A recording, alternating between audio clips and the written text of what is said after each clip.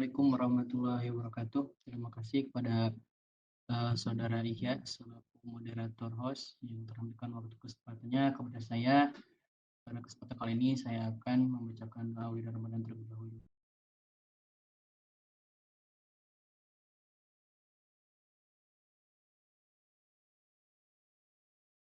Bismillahirrahmanirrahim. Astaghfirullahaladzim. Astaghfirullahaladzim.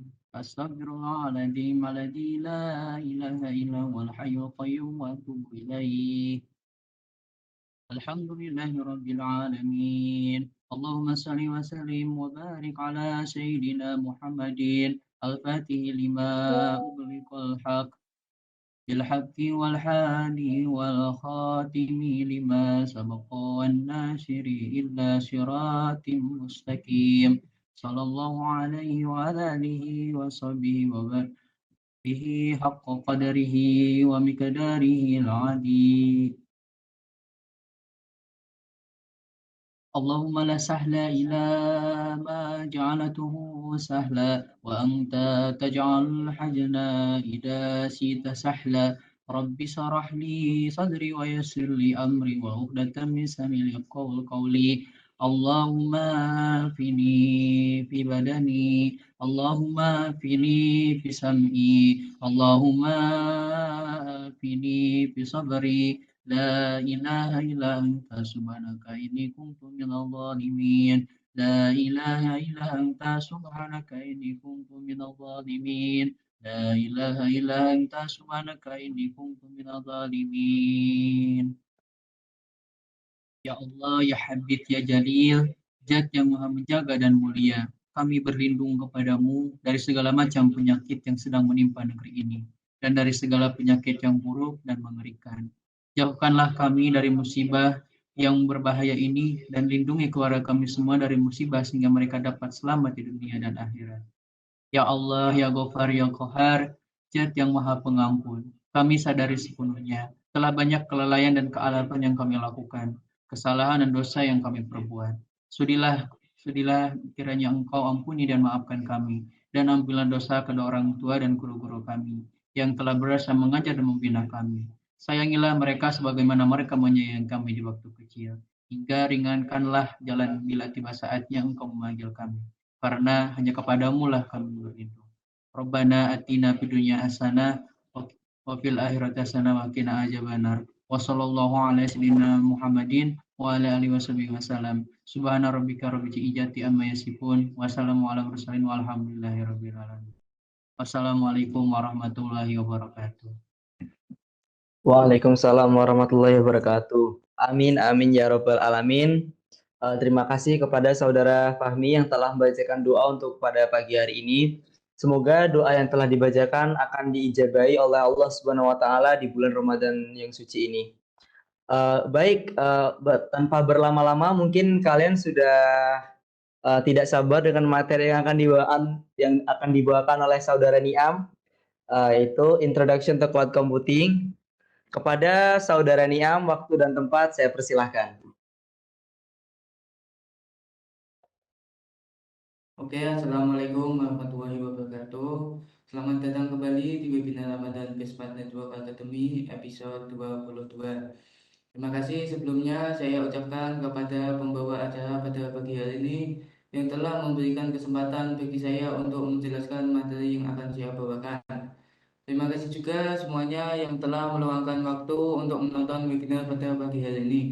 Jadi, hari ini kita akan membahas materi yaitu mengenal cloud computing. Nah, dari sinilah kita akan mencoba untuk memahami secara awam tentang apa itu cloud computing. Oke, sebelum acara kita mulai, mungkin teman-teman yang pernah training di Gespa Network sudah kenal dengan saya. Tapi bagi kalian yang belum kenal, izinkan saya untuk memperkenalkan diri terlebih dahulu.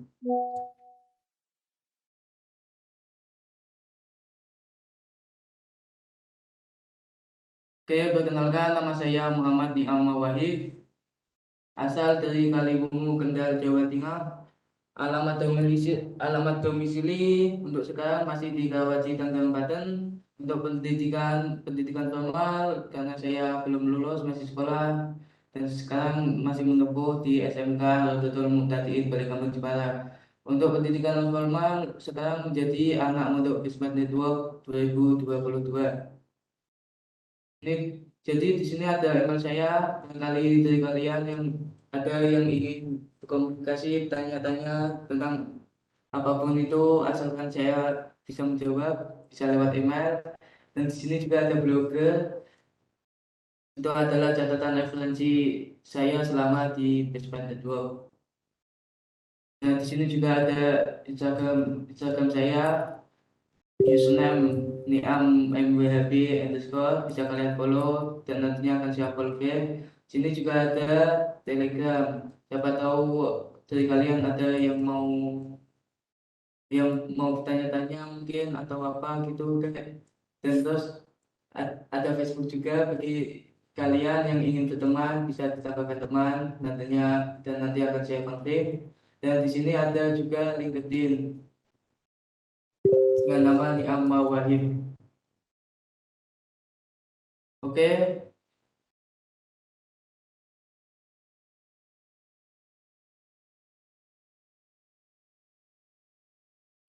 Oke, langsung aja kita mulai karena juga membersihkan waktu untuk pembahasan kita hari ini. Saya akan bagi menjadi 5 bagian, yaitu pertama ada pendahuluan cloud computing yang nantinya kita bahas ya apa itu yang intinya bersinambungan tentang cloud computing, gitu kan. Lalu ada definisi, serta ada sejarah cloud computing itu sendiri, dan juga ada beberapa jenis dan tipe tipe layanan cloud computing, serta ada kelebihan dan kekurangan cloud computing. Jadi kita harus pakai cloud dan kapan waktu yang pas untuk tidak menggunakan cloud computing.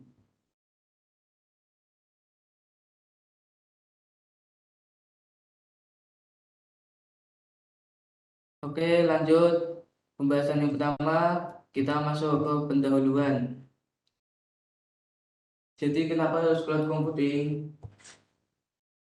Ini bagian pertama. Jadi sudah pada tahu, ini adalah bagian pertama. Jadi sudah pada tahu kan bentuk dari cloud computing itu gimana? Kalau dari namanya cloud berarti ya awan. Awan pun tidak memiliki bentuk yang pasti, dia pun bisa berbentuk apa saja gitu kan. Jadi kita akan membahas bagaimana sih bentuk fisiknya atau mungkin ternyata cloud itu tidak memiliki bentuk fisik. Nah, di sini kita akan mencoba untuk mencari beberapa hal yang menyebabkan adanya kenapa sampai saat ini cloud computing itu booming. Gitu kan?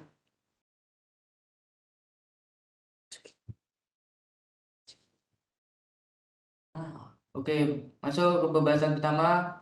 Bisa kalian lihat kebutuhan teknologi saat ini. Dengan teknologi saat ini mungkin memang sekarang sebuah teknologi masuk ke dalam kebutuhan primer. Nah, terbukti kalau kita melihat perangkat-perangkat kita saat ini itu semua semakin canggih, ya kan? Dulu mungkin saya tidak terpikirkan memiliki handphone touchscreen. Sekarang kalau kita lihat handphone kita sudah rata-rata istilahnya sudah bukan handphone lagi, tapi smartphone, mungkin bahkan mungkin handphone kita ini bisa lebih pintar lagi daripada kita. Karena teknologi yang kita bisa dibilang semakin ke sini, semakin canggih, bahkan kita tidak perlu kemanapun kita bisa melakukan sesuatu. Bahkan termasuk orang yang malas juga itu nggak perlu berangkat ke sana kemari, itu bisa menjadi mewujudkan keinginannya. Jujur saja saya itu orang yang malas berangkat ke sana kemari, tapi merasa di zaman sekarang itu tanpa kita sadari mau melakukan apapun, kita diem di rumah pun bisa mewujudkan keinginan kita. Seperti halnya kita mau belajar sekarang bisa langsung online gitu kan. Dikit-dikit asal ada koneksi internet, kita bisa pesan makanan dan lain-lain. Itu juga menggambarkan bahwa teknologi saat ini membantu juga untuk kehidupan sehari-hari gitu.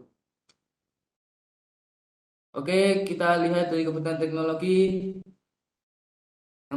Yang pertama, internet harus semakin cepat.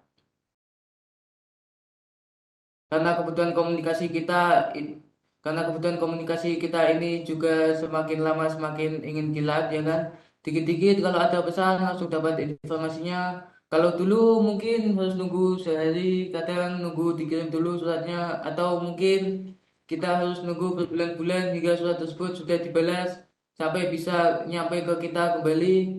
Nah, karena itu karena internetnya semakin cepat, anak kita pun harus didukung dengan kemampuan atau memilah dengan kebutuhan internetnya itu sendiri. Jadi biar gak ketinggalan zaman gitu istilahnya. Lalu kebutuhan teknologi yang lainnya yaitu tempat penyimpanan tak terbatas.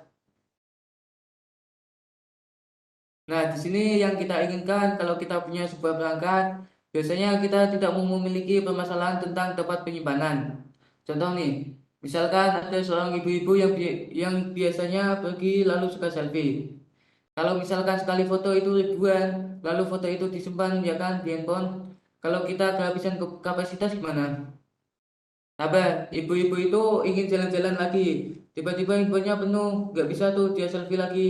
Maka si ibu ini harus merelakan ribuan foto momen hasil foto sebelumnya dihapus untuk menyimpan momen foto yang baru lagi saat ibu itu sedang jalan-jalan. Jadi ya memang kadang kebutuhan tempat penyimpanan tak terbatas itu diperlukan. Jadi, nah, seiring perkembangan zaman, sekarang banyak handphone canggih-canggih, bahkan ada handphone yang kapasitasnya 128 GB, ditambah tuh SD card di dalamnya, semakin besar juga tuh. Dulu saya aja punya komputer Pentium 2, harddisknya masih 4 GB. Kayaknya kalau harddisk komputer saya yang Pentium dulu itu dipakai saat ini, mungkin ya cuma bisa buat nyimpan apa, sedikit banget itu data yang dapat disimpan di harddisk tersebut. Lanjut yang ketiga ada ketersediaan informasi 24 jam. Bahkan dengan majunya bahkan dengan majunya teknologi saat ini, kita mau baca berita yang sekarang lagi viral atau kadang kita ingin memerlukan beberapa informasi yang cepat dan pastinya 24 jam non-stop itu harus ada gitu. Tapi bagaimana sih kita bisa menjamin dan membuat atau menciptakan sebuah layanan informasi yang selalu ada di setiap saat? Yang pasti, kita harus mampu mengimbangi teknologi tersebut. Jadi, teknologi apa sih yang bisa membuat kita ini selalu punya informasi yang ada setiap hari dan selalu sedia setiap 24 jam non-stop? Nah, selain itu juga, karena ketersediaan informasinya harus 24 jam, maka ketersediaan bantuannya pun untuk kebutuhan teknologi ya harus 24 jam juga dong. Nah, Karena keseimbangan tersebut untuk dua karena keseimbangan tersebut untuk 24 jam, ya contoh layanan kita, kemampuan kita juga harus diperbaiki lagi. Jadi kalau memang ada yang minta bantuan untuk permasalahan yang kita buat, maka kita harus ada setiap saat untuk membantu supaya permasalahan tersebut bisa terselesaikan. Misal nih, ketika saya belanja online, lalu ada permasalahan tersebut, lalu ada permasalahan saat pemesanan barang dan lain-lain. Bantuannya harus ada setiap 24 jam terus-menerus. Maka ya ketersediaan informasi tadi harus kita imbangi dengan ketersediaan bantuan yang 24 jam juga. Dan mungkin ini yang paling penting dari keempat poin kebutuhan. Dan ini mungkin yang paling penting dari keempat poin kebutuhan teknologi tadi, yaitu biaya yang sedikit. Atau sedikit biaya ini alias murah gitu loh. Bagaimana nih kita hidup di zaman sekarang ini memiliki kebutuhan teknologi yang sangat tinggi, tapi biayanya murah. Kadang kita tahu bahwa istilah harga di pasaran itu ya betul gitu, gak jauh mahal juga. Tapi ya kita harus memiliki siasat juga. Tapi ya kita harus memiliki siasat juga ataupun cara untuk membantu supaya uang yang dikeluarkan atau biaya yang dikeluarkan tidak terlalu banyak dan juga tidak tersia-siakan. Intinya bagaimana sih dengan adanya teknologi yang maju saat ini bisa membantu produktivitas kita di era globalisasi? Oke, kita lanjut. Lalu bagaimana kemampuan kita dari segi kemampuannya? Kadang kita tidak bisa mengimbangi dengan kemajuan teknologi. Makanya mulai makanya dari jaringan internet ADTY saja apakah kita sudah punya gitu? atau kualitas jaringan internet yang bagus, cepat, dan murah serta merata. Nah, mungkin sebagian orang bilang, wah itu mitos, kayaknya di Indonesia susah banget gitu dapat koneksi internet yang bagus.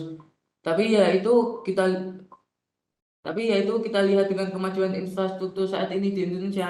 Menurut saya sih itu bukan hal yang mitos, tapi suatu hari nanti pasti akan semakin baik. Karena kita memang masih perlu waktu saja untuk bisa memiliki infrastruktur dan juga koneksi jaringan internet yang baik seperti itu.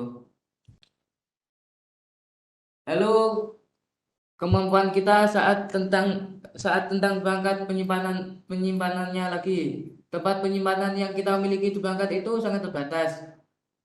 Misalnya, kita punya handphone yang kapasitasnya besar, tapi kan tidak bisa juga untuk menyimpan foto hingga ribuan atau mungkin ratusan ribu di handphone kita gitu. Ketika penuh datanya harus disimpan di mana lagi? Nah, kadang tetap saja kita memiliki tempat penyimpanan yang ternyata akhirnya itu terbatas. Bahkan semua hal-hal tersebut dapat mengganggu layanan nantinya bahwa kita ingin menyiapkan sebuah tempat untuk menyimpan sebuah data seperti itu. Nah, lalu kita akan bahas tentang keamanan informasi security-nya atau penemuan informasinya itu pihak masih kurang atau mungkin pengaruh ilmu penerapan di masyarakat kita untuk keamanan informasi ini masih sangat rendah. Jadi ya kesadaran akan aman itu masih belum rata gitu. Bahkan kita juga nggak tahu caranya untuk aman itu seperti apa. Jadi kita harus bisa belajar dan mengetahui standarisasi keamanan informasi itu seperti apa. Apalagi apalagi layanan untuk customer kita ap- apalagi nantinya apalagi nantinya kita juga menyiapkan sebuah kelebihan untuk masyarakat, layanan untuk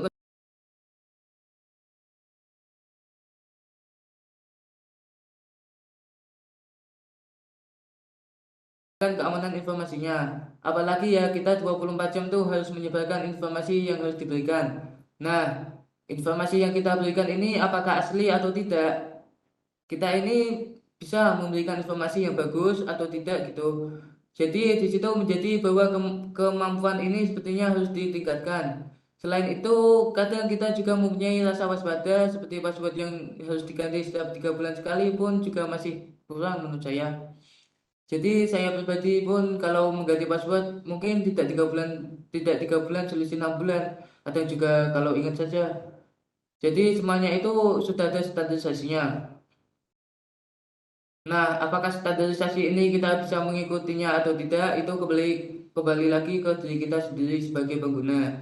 Sehingga nanti karena keamanan informasinya semakin tinggi, tempat penyimpanan harus ada yang ngatur, lalu jaringan internet juga harus ada yang config, maintenance. Maka apakah sumber daya yang kita miliki saat ini sudah mumpuni untuk kemajuan teknologi yang sebelumnya kita bahas?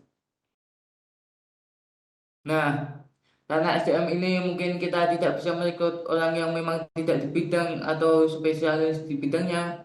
Jadi ya kita harus dapat mencari atau menemukan seseorang yang memang tepat di bidangnya. Memang banyak orang yang mengambil jurusan apa, kerja- bekerjanya di bidang apa gitu kan. Tapi alangkah alangkah baiknya kalau kita ingin mengikuti sebuah alur dengan kebutuhan teknologi yang sebelumnya saya jelaskan. Maka kita harus memiliki sumber daya manusia yang sesuai dengan kapasitasnya gitu. Sehingga outputnya dari sehingga outputnya dari segala kemampuan tersebut akan kembali lagi dengan kondisi keuangan kita.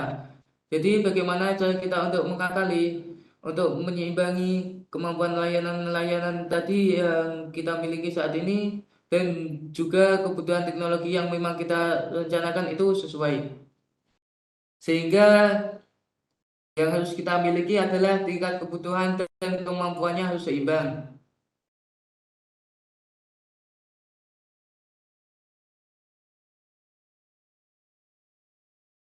Lalu bagaimana kita harus bisa menyeimbangkan antara kebutuhan yang tadi kita inginkan itu. Bahkan kebutuhan yang tadi saya sampaikan pun masih kurang. Mungkin kebutuhan yang akan mungkin kebutuhannya akan semakin banyak dan kemampuan yang kita miliki pun mungkin masih banyak kekurangan yang harus kita lengkapi. Jadi kita harus bisa menyeimbangkan. kita tidak perlu juga memiliki sebuah layanan yang memang harus langsung seperti Google gitu kan. Jadi semuanya itu butuh proses. Yang penting kita cukup menyeimbangkan itu terlebih dahulu. Oke. Nah, setelah kita membahas pendahuluan tersebut, lanjut kita akan masuk ke pembahasan yang kedua, yaitu definisi.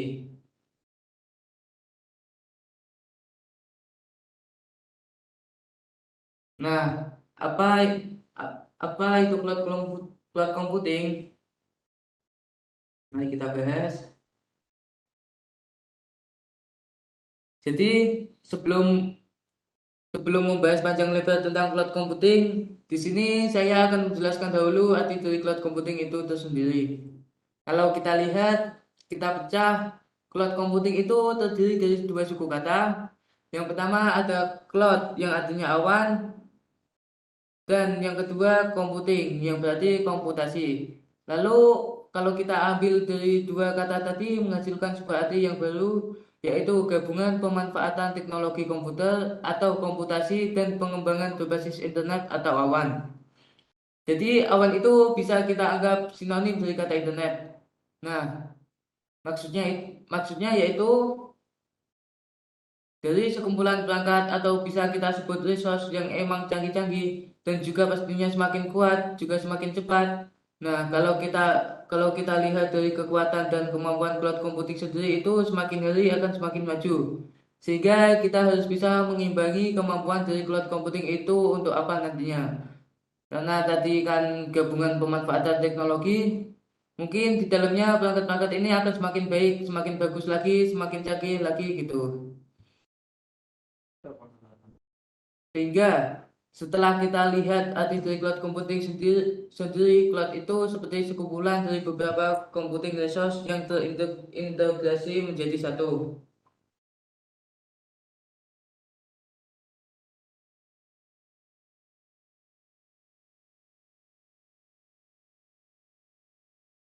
Jadi di sini ada server yang pastinya ada PC, ada storage, juga ada server yang tadi telah diisi operating system yang ingin kita pakai.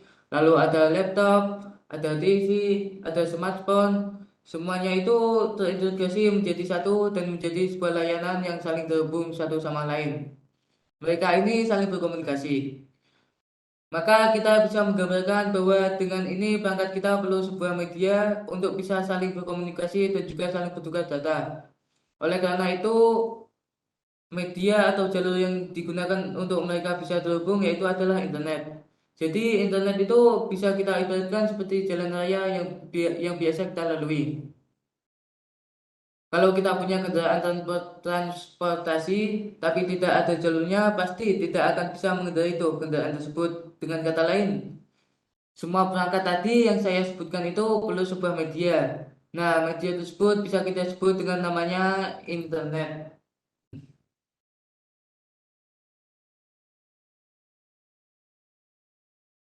Jadi semua perangkat itu atau yang kita sebut computer resource dapat berkomunikasi di frekuensi yang sama.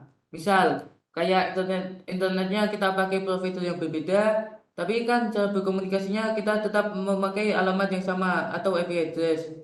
Jadi kalau secara teknis ya kita perlu ada proses agar supaya si PC A, server B, laptop C itu mereka dapat berkomunikasi di jaringan sama.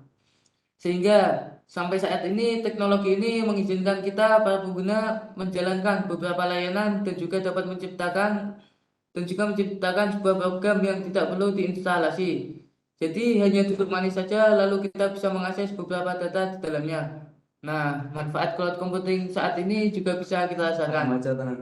Sehingga teknologi saat ini juga berpengaruh dengan lifestyle kita dan juga tanpa disadari sudah mempengaruhi kehidupan kita sehari-hari.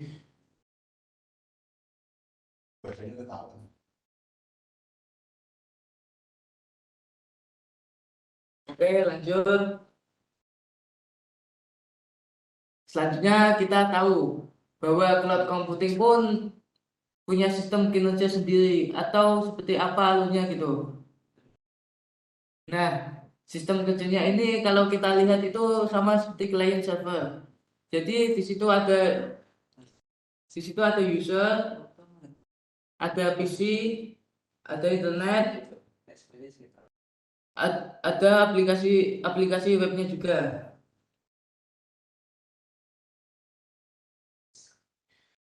Nah, jadi di sini saya gambarkan nih di sini ada web aplikasi, lalu ada data center atau sumber-sumber data itu disimpan. Jadi memang memang ketika digambarkan seperti layaknya seorang informan dan juga wartawan. Atau bisa kita sebut si informan ini sebagai data center dan si wartawan ini bisa kita katakan sebagai user yang meminta data atau meminta informasinya. Nah, server yang digunakan ini kita harus tahu alur dari sistem kinerjanya. Sistemnya dimulai dari user, sis- untuk sistemnya mulai dari user mengakses ke PC.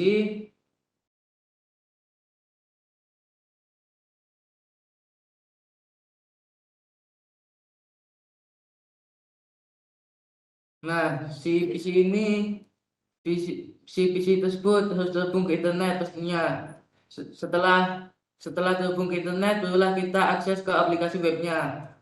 Setelah aplikasi webnya ini diakses, sehingga akhirnya kita akan diarahkan ke data center yang dituju.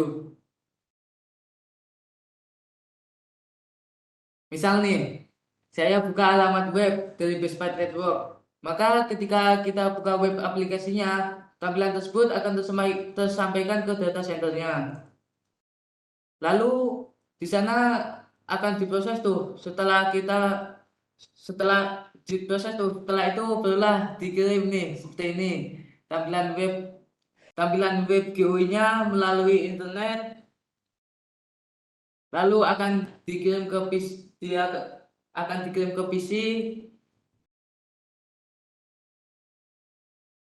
lalu akan dikirim ke PC kita, baru akan kita terima tampilan tampilan web aplikasinya seperti apa yang di layar PC kita. Nah, namun tidak semudah proses yang dilakukan sebagai user untuk membangun sebuah data center. Apalagi kita ingin punya layanan yang memang berbasis internet. Tapi kita perlu juga punya beberapa resource di dalamnya yang harus kita persiapkan. Nah, nggak mungkin juga kan tiba-tiba beli server lalu pasang ada koneksi internetnya, habis itu dapat diakses, nggak gitu. Tapi kita perlu lihat yang pertama, tapi kita perlu lihat yang pertama servernya. Kita kita bisa punya server yang memang cukup untuk menanggulangi proses setiap layanan yang kita miliki di web aplikasinya. Lalu kita juga harus punya database-nya. Data- Database-nya juga dikelola sendiri milik pribadi, lalu diinstal di dalam server tersebut. Lalu kalau servernya tadi nggak bagus atau bekerja kurang baik, maka akan berpengaruh juga kinerja yang ada di database-nya. Selanjutnya ada network device. Network device-nya itu berkaitan dengan jaringan internet yang disiapkan di data center tersebut. Mulai dari kabel yang digunakan, routernya, switch-nya, bahkan semua konfigurasi yang ada di dalamnya itu harus dimanajemen. Nah, kalau sudah dikontrol, dikonfigurasi dengan baik, tapi kalau memang tidak ada sumber dayanya gimana? Maka kita juga harus punya sumber daya manusianya juga atau human resource. Sehingga kalau kita ingin punya data center tuh, 4 poin ini harus kita miliki terlebih dahulu. Yang terpenting ini adalah 4 poin ini yang harus kita miliki dahulu.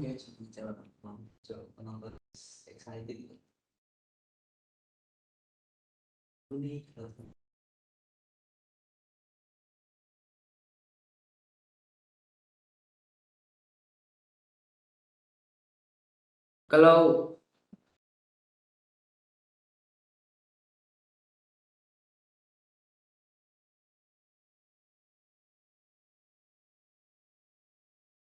kalau nggak ada yang atur, suatu saat perangkat kita pasti akan terbengkalai, malah bukan jadi sebuah layanan data center yang ingin kita buat, bahkan malah jadi gudang penumpukan alat penyimpanan perangkat jaringan dan server saja. Jadinya selain itu juga harus ada keamanan informasinya seperti tadi yang saya ceritakan bahwa keamanan informasi ini penting, sangat penting. Karena data yang akan disimpan di data center ini pastinya bukan data konsumsi publik saja. Mungkin di beberapa tempat atau sebuah perusahaan kita pasti memiliki data yang memang tidak boleh disebarluaskan. Jadi harus ada keamanan informasi atau keamanannya. Sehingga sehingga juga harus kita lengkapi dengan kebijakan yang namanya security yang harus kita bangun atau bisa kita sebut sebagai aturannya gitu.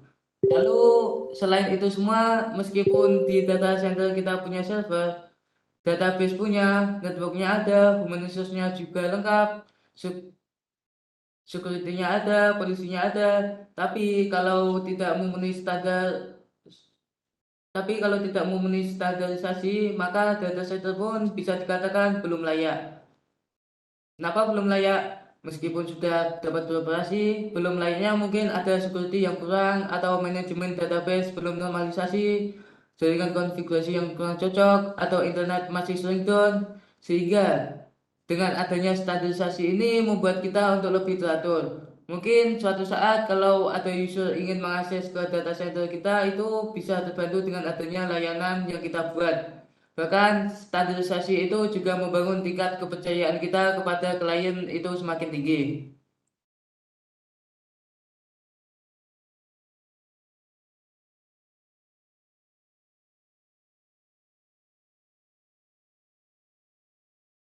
Oke, kita lanjut. Nah, kita lanjut lagi nih. Misal, kalau data center itu bisa kita buat sendiri, mungkin bisa mungkin bisa di bidang saya sebagai penyedia, mungkin bisa dibilang saya sebagai penyedia layanannya dong. Kalau sudut pandang kita sebagai user, maka data center tersebut bisa digambarkan sebagai cloud-nya. Jadi layanan aplikasi web yang diakses melalui layanan cloud itu seolah-olah kita tidak memiliki infrastruktur sama sekali. Bahkan kalian semua di sini pun mungkin kita ingin mengakses YouTube itu kita tidak perlu punya server YouTube-nya terlebih dahulu kan. Tapi kita tapi kita bisa dapat mengakses YouTube-nya langsung gitu. Jadi seolah-olah kita tidak memiliki infrastruktur atau perangkat fisik. Maka dari itu kita sebagai user mungkin cukup menyiapkan satu aplikasi browser saja. Nah, aplikasi browser ini jalan untuk mengakses layanan yang ada di data center tersebut. Jadi kita cuma menggunakan browser Google atau mungkin menggunakan Mozilla itu sudah dapat mengakses. Nah, itu tadi kembali lagi ke perangkat dan juga koneksi jaringan yang kita gunakan. Bahkan kita menggunakan smartphone sekalipun itu yang penting harus ada koneksi internetnya saja. Jadi pastikan lagi nih, selalu ada kuota dan koneksi WiFi yang memang bisa kita pakai untuk mengakses layanan tersebut. Oke, lanjut. Nah, bisa kalian lihat di sini adalah salah satu contoh yang membuat layanan provider cloud. Di sini ada layanan provider cloud. Di sini ada Amazon Web Service. Nah, di Amazon Web Service ini juga terdapat banyak layanan-layanan yang di dalamnya ada Amazon EC2, ada Amazon LTS, ada AWS Direct Connect, ada juga Amazon EBS dan lain-lain. Semuanya itu dikontrol oleh Amazon. Bahkan dari kalian jika nggak punya nih biaya untuk membangun infrastruktur fisiknya, nah kalian bisa menggunakan Amazon Web Service sebagai provider yang membantu kita untuk fokus membangun ke infrastrukturnya. Selain Amazon Web Service yang bisa kita gunakan lagi yaitu ada Google. Google memiliki apps dan produk yang bisa kita manfaatkan untuk sehari-hari. Terutama kita menggunakan fitur-fitur cloud yang dimiliki oleh Google. Kayak buat menyimpan file, barangkali menyimpan di handphone kalian sudah tidak cukup, kalian juga bisa memakai Google Drive-nya untuk backup data kalian. Yang penting selama data di dalamnya bukan data yang sensitif saja dan juga data penting perusahaan saja, maka menggunakan layanan ini ya boleh saja, monggo silahkan.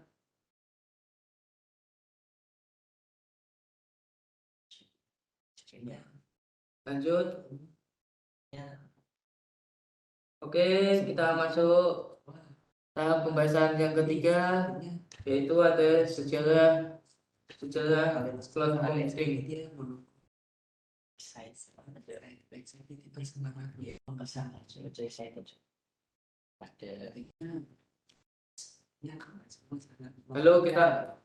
Lalu kita masuk pembahasan yang ketiga, yaitu sejarah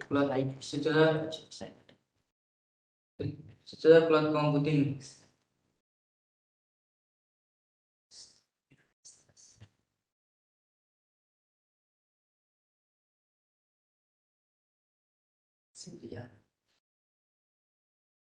Nah, tadi kita sudah ngomongin tuh definisinya. Kalau definisinya kan panjang ya. Kalau saya jelaskan dari awal sampai akhir kurang lebih seperti itu penjelasannya. Tapi bagaimana sih sejarah terciptanya cloud computing itu tersendiri?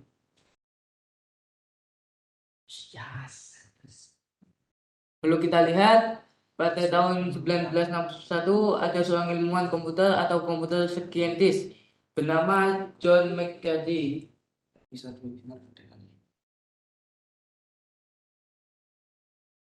John McCarthy ini mungkin sudah meninggal pada tahun 24 Oktober 2011. Jadi beliau ini mungkin yang pertama menyarankan secara publik karena dulu waktu ulang tahun MIT yang ke-100 atau Massachusetts Institute of Technology, dia itu lagi berpidato yang intinya dia bilang bahwa suatu hari nanti pastinya komputasi akan menjadi infrastruktur publik yang pastinya seperti listrik dan internet. Terbukti saat ini teknologi semakin canggih lagi. Contoh, nanti ada tagihan cloud computing per bulan dan lain-lain. Jadi bisa dibilang infrastrukturnya sudah direncanakan, bukan direncanakan sih, tapi sudah tergambar suatu hari nanti layaknya bakal terpakai menurut si John McCarthy ini. Jadi gagasan pokok atau utilitas informasi ini sangat populer pada tahun 1990-an hingga saat ini sampai muncullah beberapa teknologi cloud yang sudah dikembangkan. Oke, lanjut. Nah, selain itu ada juga menurut Bapak Larry Ellison, lahir pada 17 Agustus 1994. Dia ini seorang pendiri Oracle pada tahun 1995. Telah menggambarkan sebuah ide pada suatu hari nanti ada yang disebut dengan network computing. Nah, beliau ini menceritakan ide bahwa sebenarnya user itu tidak perlu lagi memerlukan berbagai software. Capek-capek kita menginstal harus ada partisi sistem Windows, belum nanti di Windows masih harus menginstal aplikasi A, aplikasi B, aplikasi C gitu kan. Berbeda-beda nanti harus connect atau kita ingin transfer data ke orang lain, belum tentu kebaca karena teman kita tuh bukan pakai Microsoft, nggak pakai Windows tapi pakainya Linux, nggak terbaca tuh filenya. Sehingga beliau ini sudah memplanning atau bisa disebut mensemayamkan bahwa suatu hari nanti crossover application itu pasti akan ada. Jadi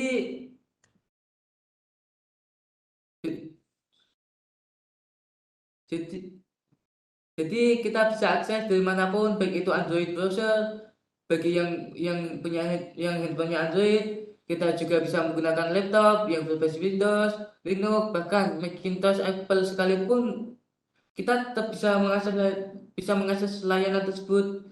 Jadi semuanya di media semuanya di media tersebut dimulai dari network computing, yang berarti komputer yang dijaringankan atau apa yang diinternetkan saat ini.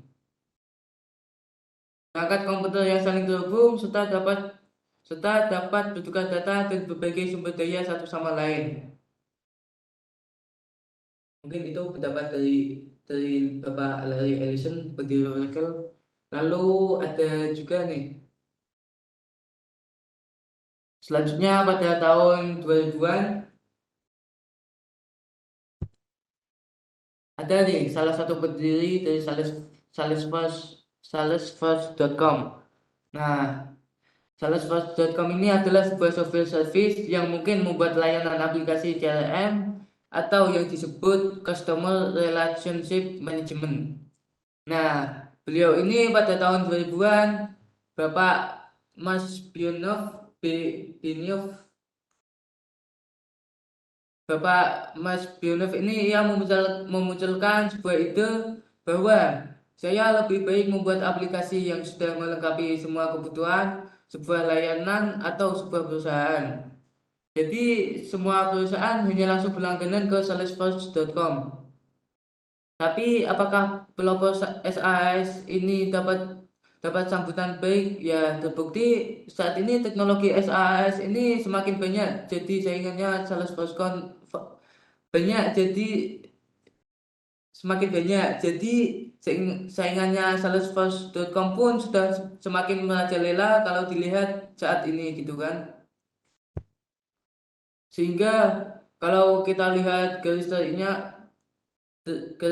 lainnya itu mulai dari John.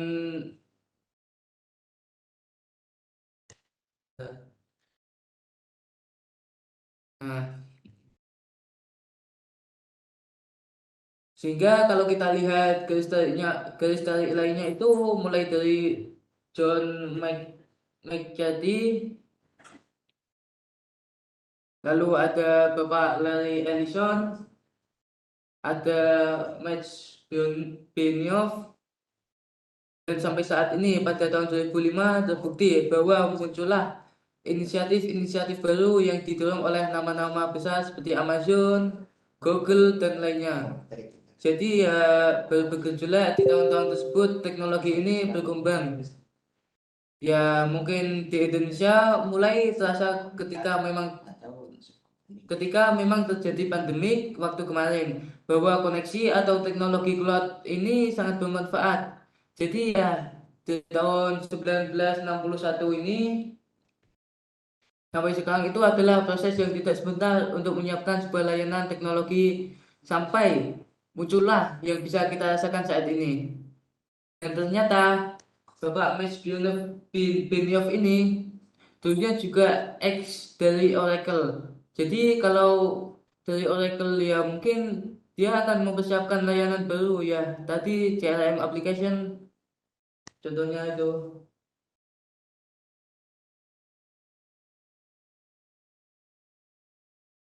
Oke.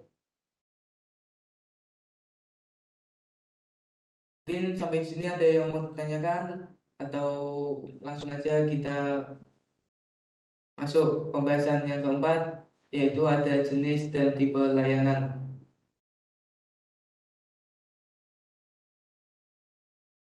Karena tertulis jenis dan tipe, karena tertulis jenis dan tipe, berarti ada beberapa dong, nggak cuma satu atau dua saja. Kita masuk dulu ke tipenya. Cloud itu, nah, untuk tipe cloud itu dibagi menjadi tiga tipe. Yang pertama ada private cloud, lalu ada public cloud, dan juga ada hybrid cloud. Nah, dari ketiga tersebut masing-masing memiliki arti dan juga fungsi yang saling berbeda. Langsung aja kita masuk ke pembahasan yang pertama, yaitu private cloud.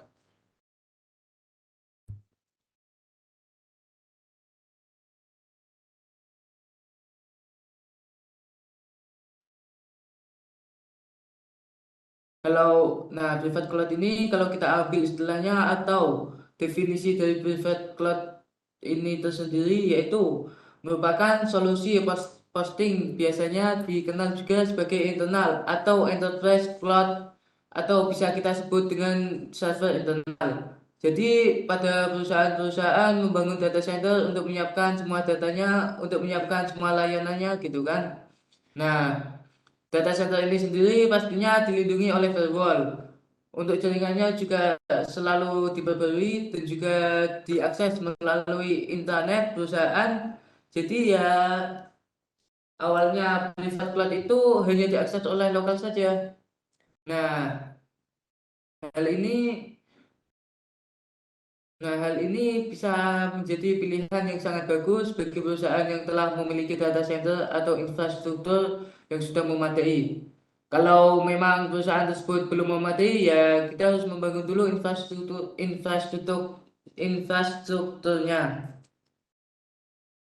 Tap- Tapi Pak, saya pernah bikin dengan aplikasi layanan yang murah di komputer, diinstal aplikasi service-nya, karena aplikasi yang berupa web disimpan diinstal di situ, lalu diakses di kantor, bisa juga ya, tidak masalah. Tapi kalau masalah tentang performa standarisasi yang lain, apakah itu sudah sesuai standar? Itu yang memungkinkan menjadi kelemahan utama yang dimiliki oleh private cloud.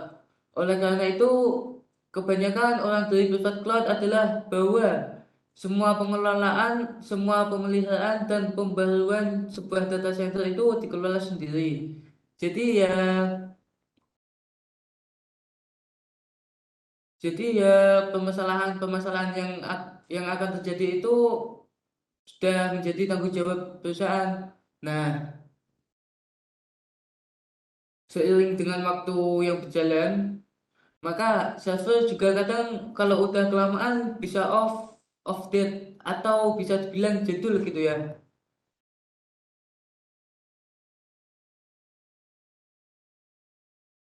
Atau bisa dibilang jadul gitu ya.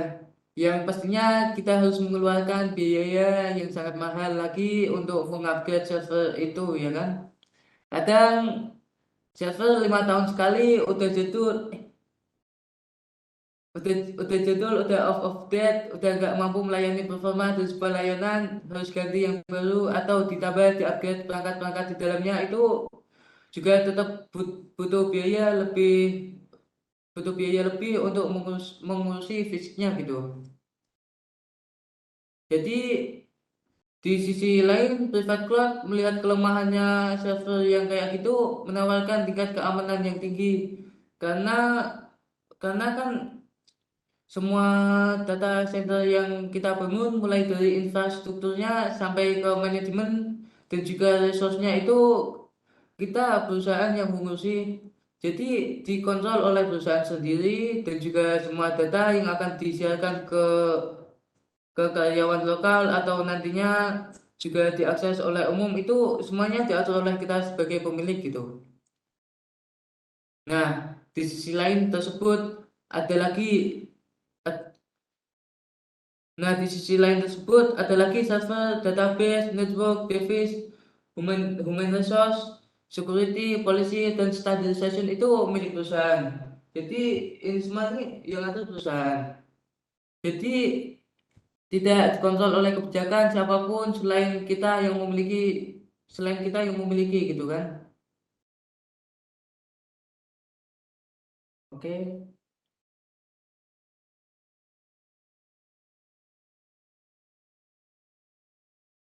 Lalu kita lanjut ke public cloud. Nah, apa nih bedanya public cloud dengan private cloud?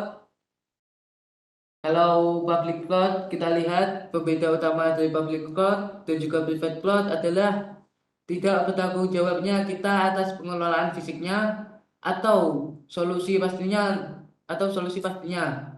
Nah, jadi data yang kita simpan di infrastruktur itu yang ngatur adalah penyedia layanan atau bisa dibilang vendornya gitu.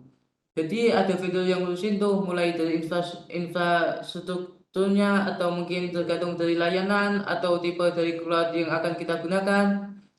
Nah, setelah ini kita juga akan membahas tentang IaaS, PaaS, dan juga SaaS.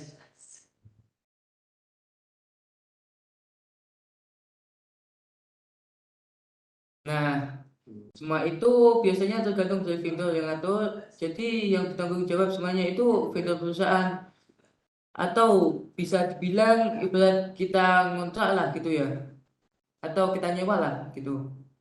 Jadi tipe lingkungan cloud ini sangat menarik bagi banyak perusahaan, terutama karena kita mengurangi waktu pemrosesan pemrosesan dan juga pengujian dan peluncuran suatu produk. Yang kata lain kita tidak perlu ngurusin infrastrukturnya, nggak perlu ngurusin operating system, dan bahkan kita juga nggak perlu ngurusin aplikasinya juga gitu kan. Jadi ya kita tidak perlu ngurusi update yang lain. Apakah dia ini security-nya pun harus update, kita pun nggak perlu ngurusi itu karena semuanya sudah diurusi oleh vendor yang kita sewa gitu.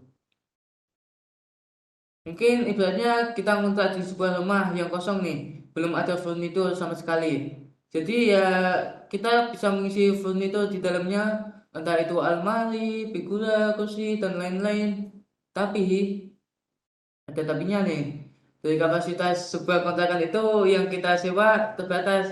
Jadi kita tidak akan bisa mengisi barang sebanyak yang kita inginkan gitu kan. Bahkan kalau memang ternyata kita ingin yang lebih ukuran tuh luas dari sebuah kontrakan, kita juga harus mengeluarkan biaya yang lebih juga untuk menyewa dengan kapasitas yang lebih besar seperti itu. Jadi kalau misalkan kita ngontrak rumah dengan kemauan dan keinginan kita sesuai, maka barang yang ingin kita simpan pun akan sesuai dengan kapasitas yang ada di kontrakan tersebut. Jad- jadinya pasti akan ada kekurangan dan kelebihannya. Nah, semua ini pasti ada kekurangan dan kelebihannya. Untuk kekurangannya adalah banyak perusahaan yang merasa keamanan pada public cloud tidak sebaik dengan private cloud. Ya, karena perusahaan perusahaan kita yang disimpan itu dipegang oleh vendor gitu. Bukan kita yang ngurusin, bahkan kebijakannya, kepemilikan aslinya pun sebenarnya masih dipegang oleh mereka. Jadi seakan seakan-akan gimana ya? Seakan-akan data yang dipegang oleh public cloud yang dipegang oleh public cloud, maka tetap mereka yang bisa akses sebenarnya untuk masuk ke dalam si server yang disimpan oleh mereka gitu. Ya, makanya ada tiga jenis yang ibaratnya bidang atau perusahaan yang memang harus membatasi atau menggunakan public cloud. Di antaranya ada pertama ada government, terus ada military, dan juga ada banking. Karena itu pasti sudah pasti data-data privasi lah itu. Nah, ketika ini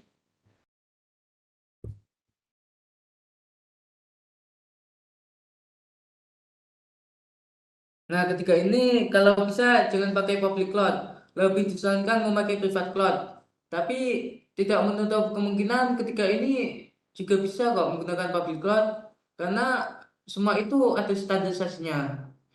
Nah, standarisasi dari Indonesia sendiri juga bisa kita lihat dari mungkin kita lihat dari pemerintah menciptakan SPBE gitu kan.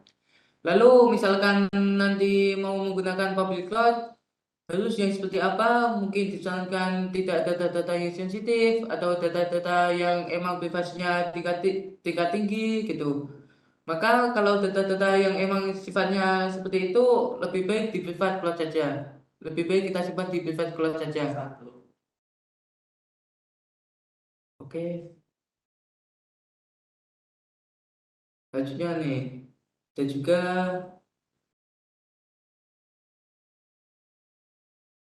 dan juga hybrid cloud. Karena tadi kita udah bahas public cloud, private cloud, selanjutnya ada hybrid cloud. Kalau emang ternyata terpaksa banyak harus ada juga yang di public cloud dan juga private cloud, kita juga bisa menggunakan nih teknologi yang dinamakan hybrid cloud ini. Apa itu hybrid cloud? Nah, perlu kalian ketahui, hybrid cloud ini adalah perkembangan untuk mendapatkan layanan solusi terbaik dari public cloud dan juga solusi terbaik dari private cloud juga. Jadi di sini hanya layanan tertentu saja yang Jadi di sini hanya layanan tentu saja yang kita publikan. Misalkan saya bekerja di sebuah pemerintahan.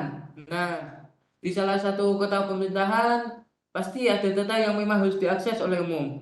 Nah, karena data itu harus diakses oleh umum, maka kita bisa menggunakan layanan dari public cloud. Asalkan selama data yang disimpan di public cloud, pastikan tidak mengangsur istilah-istilah privasi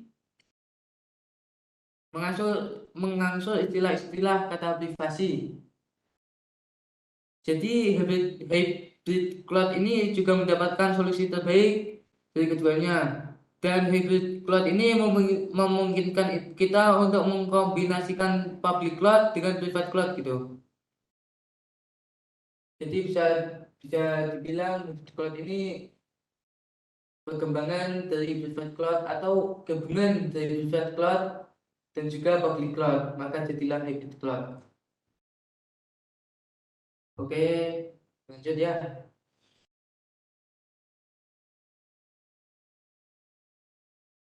Nah, kalau yang tadi kita bahas tipe layanan cloud computing, sekarang kita akan lanjut bahas ke jenis cloud computingnya.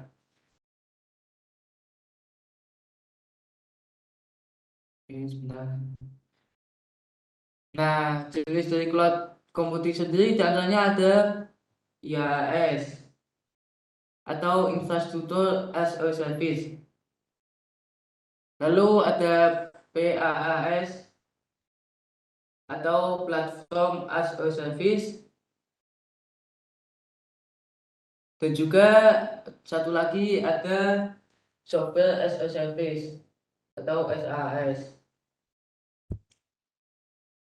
Nah, dari ketiga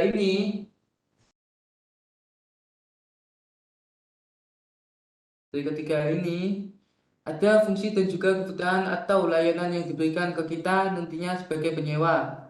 Karena public cloud itu kan berarti ada sebuah vendor. Nah, vendor ini ingin membantu kita agar kita tidak perlu punya infrastruktur, tapi kita bisa menyampaikan sebuah layanan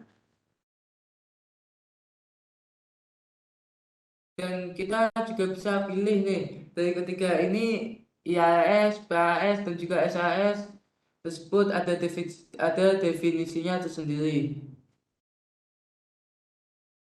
Mungkin kita ke membahas pembahasan yang pertama dulu, yaitu IaaS atau Infrastructure as a Service. Yang artinya adalah layanan komputasi awan yang menyediakan infrastruktur IT berupa CPU, RAM, storage, bandwidth, dan konfigurasi lain. Jadi ada sebuah vendor yang memang mereka ini menyiapkan sebuah wadah untuk mengurusi fisiknya saja.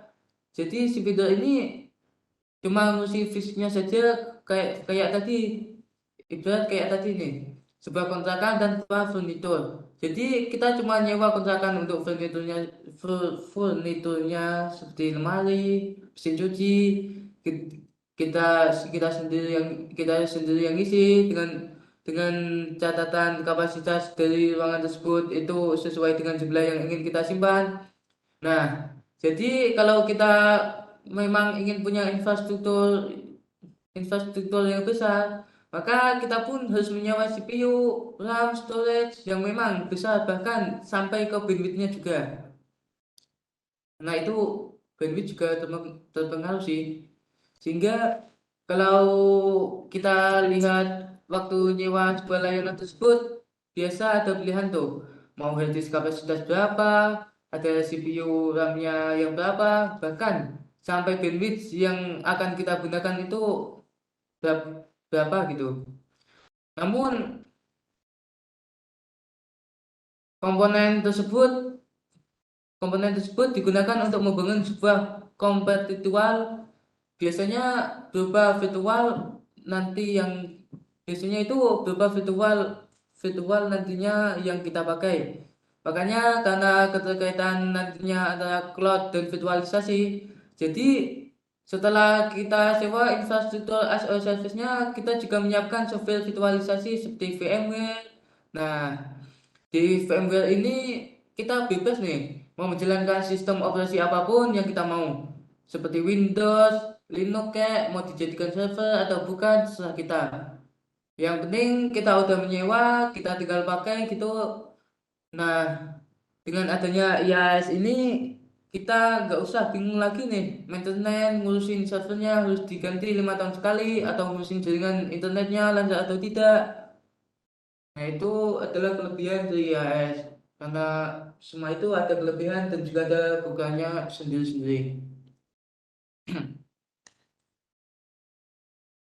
Oke, lanjut ya.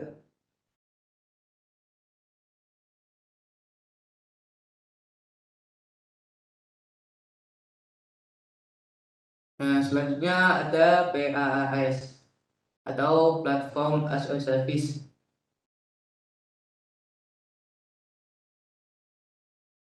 Kalau kita lihat dari Platform as a Service adalah layanan layanan yang menyediakan sebuah computing platform, dengan kata lain sudah terdapat sistem operasi, sudah ada database-nya, dan juga sudah ada web server hingga framework-nya. Nah, bedanya dengan yang tadi, kalau PaaS ini mulai dari infrastruktur udah diurusin, dan juga sampai operating system, update database, update web servernya udah dikontrol oleh sebuah vendor. Jadi kita nggak usah capek-capek lagi tuh mikir operating system yang bagus kayak gimana, Linux yang sekarang stable Linux apa, keburu kebanyakan mikir layanan belum jadi nih.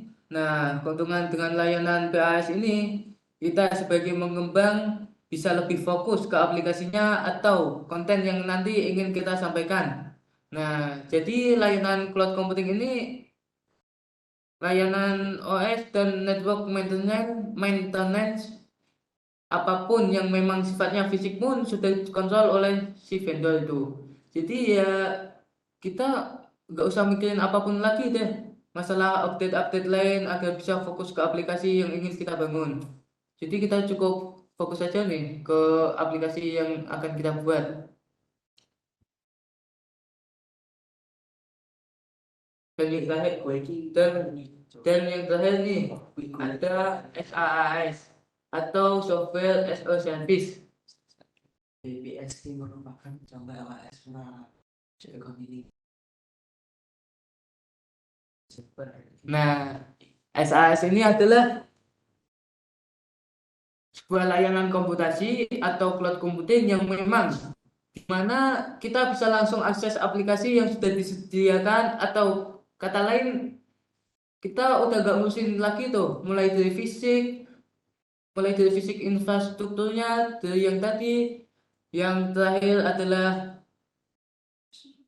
software, bahan kita nggak usah bikin aplikasinya lagi, kita nggak usah mikirin nih aplikasinya mau pakai PHP, mau pakai botnet, mau berbasis Android atau yang lain, kita udah nggak mikirin tuh, semuanya udah dikontrol oleh si vendor atau si SaaS ini.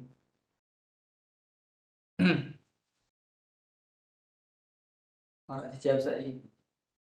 Contoh layanan aplikasi ini seperti Gmail misalkan, atau Yahoo, Outlook dari Microsoft. Sedangkan untuk aplikasi media sosial bisa menggunakan Facebook, Instagram, Twitter, dan lain-lain. Itu semua adalah contoh dari software as a service. Jadi ya keuntungan dari layanan ini, kita tidak perlu lagi membeli lisensi biasanya tidak perlu lagi membuat aplikasi yang harus kita konfigurasi dulu. Jadi pengguna hanya membutuhkan perangkat saja, atau bisa dibilang untuk aksesnya atau bisa dibilang untuk aksesnya saja, lalu ya sudah rasakan fiturnya dari layanan tersebut. Ada juga aplikasi lain yang menggunakan fitur SAS ini seperti Office 365. Jadi kita tidak perlu lagi menginstal aplikasi aplikasi. Kita udah bisa sharing file data dan informasi di suatu perusahaan dengan menggunakan Office 365. Syahai.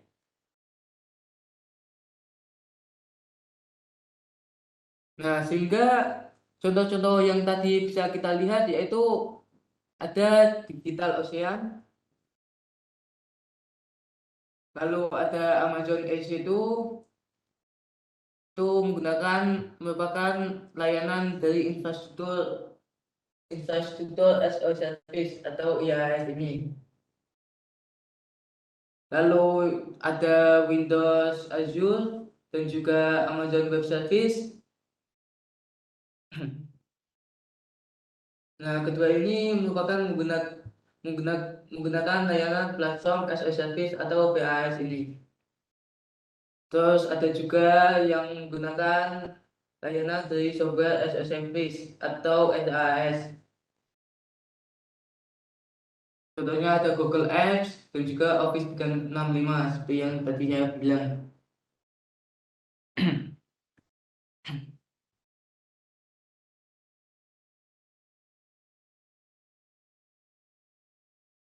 Nah, kalau kita lihat dari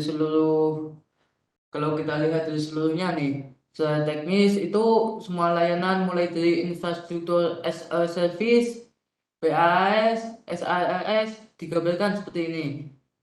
Ini nih, semua ini digambarkan. Jadi ada sebuah yang harus kita manage tetap kalau di infrastruktur, yaitu di segi application atau runtime, security integration dan database. Kalau di infrastruktur as a service, jadi kita harus manage application, runtime, security and integration dan database.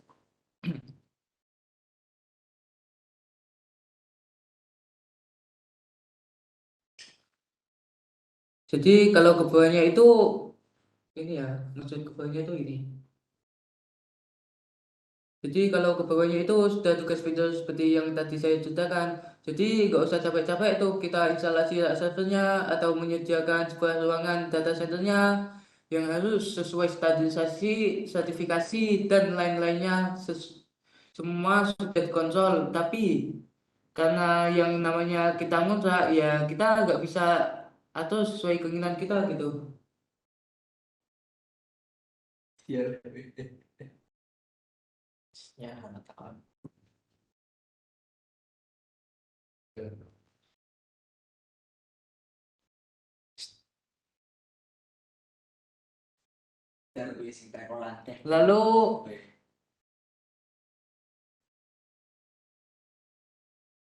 Lalu kalau platform as a service yang kita kontrol itu, selanjutnya ada platform as a service.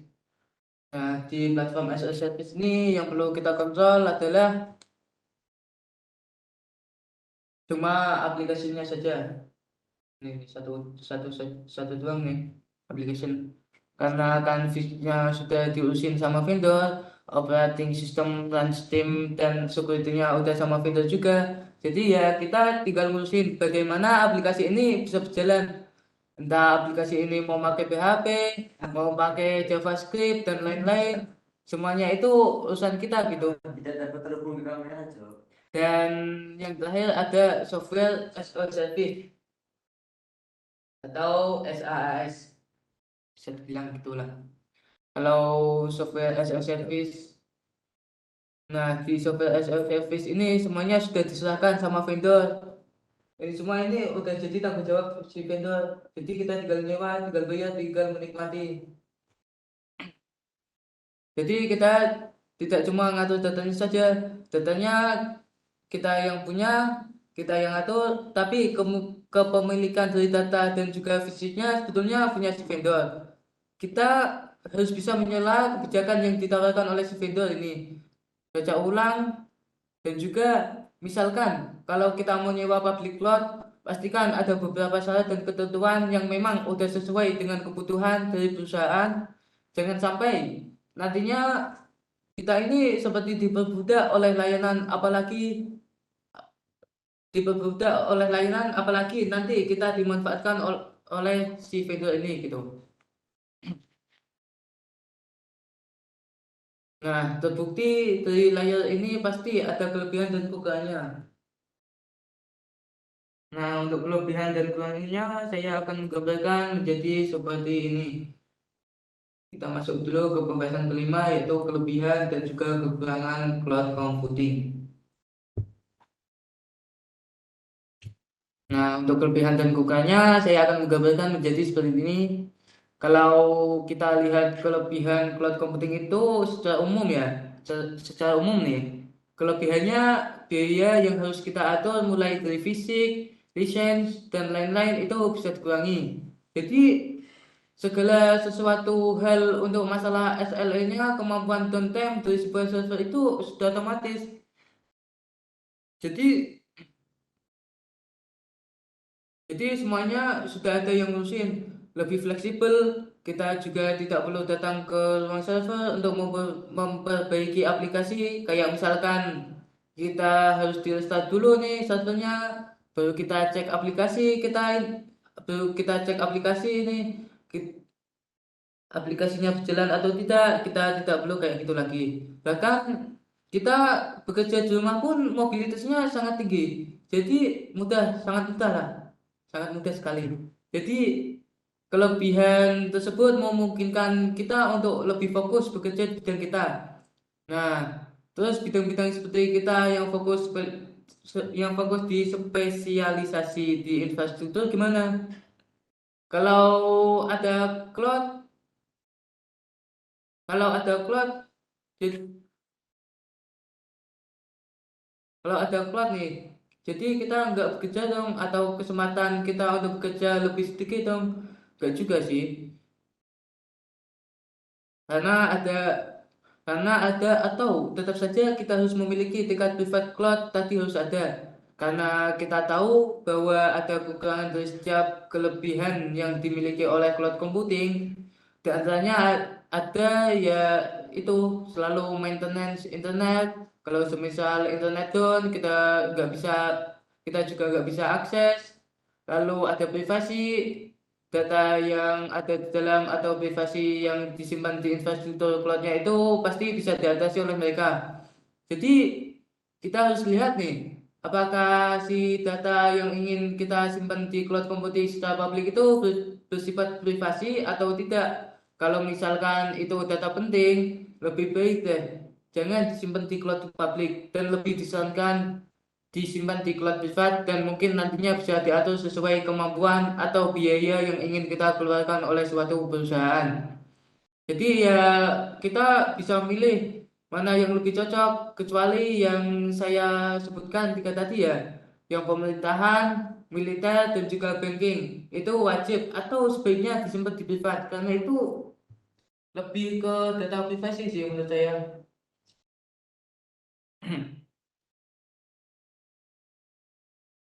Oke, kita masuk ke slide selanjutnya.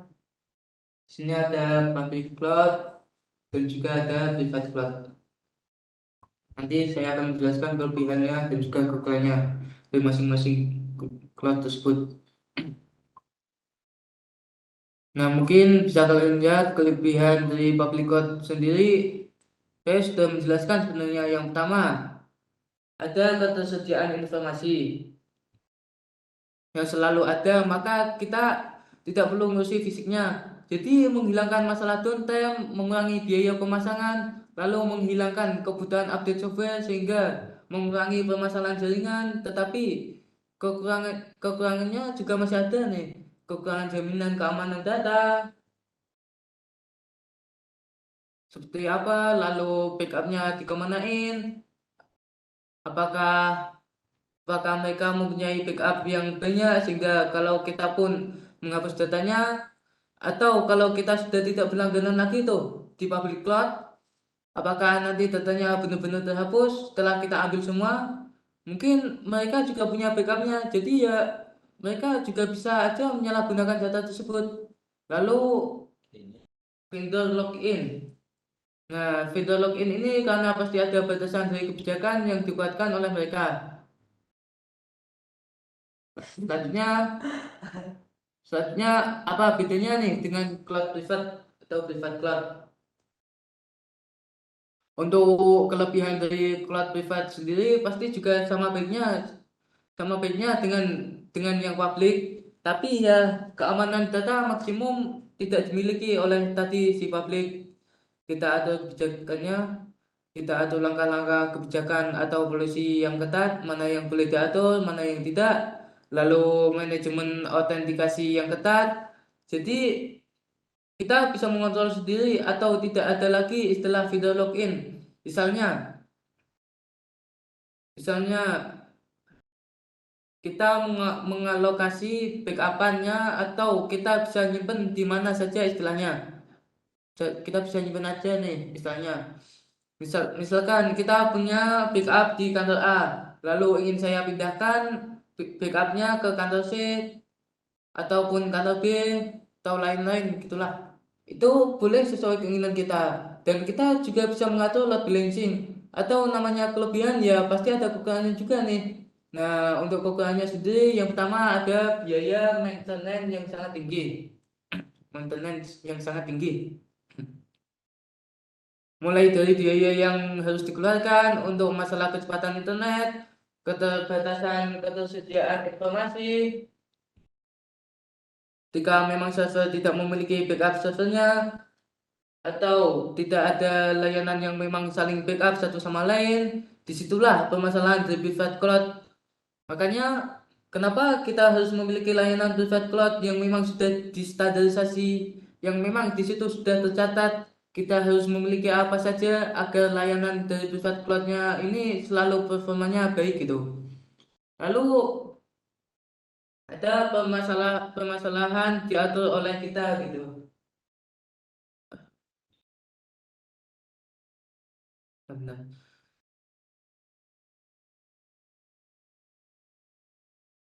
Oh, maaf ya, salah ngomong tadi. Lalu ada masalah fisik, network, storage, dan server juga, dan diatur oleh perusahaan yang atur, dan yang atur itu oleh kita gitu.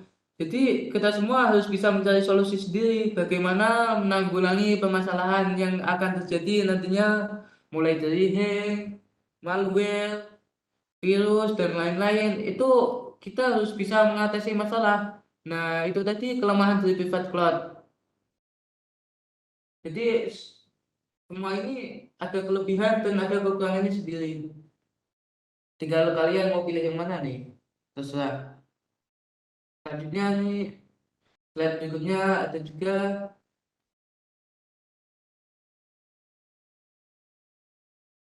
di slide selanjutnya ada yang namanya hybrid cloud. Nah, apa sih bedanya hybrid cloud dengan public cloud? Nah, hybrid cloud ini sebenarnya hanya sudut pandang saja. Jadi, kalau misalkan saya menggunakan hybrid cloud, berarti kan saya punya public cloud dan saya juga punya private cloud.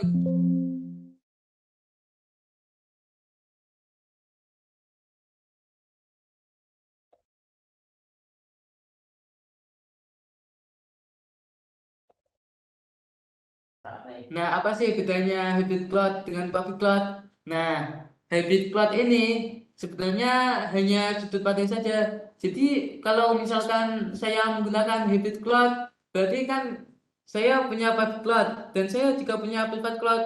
Keduanya keduanya kita memiliki, tapi data data yang harus kita for atau kita bagi, mana yang harus disimpan publik, mana yang harus disimpan di privat. Nah, kita harus punya kebijakan atau aturan yang memilah gitu untuk data informasinya. Lalu kita juga bisa mengatur load balancingnya. Skala bisa mengatur load. Lalu kita juga bisa mengatur load balancing.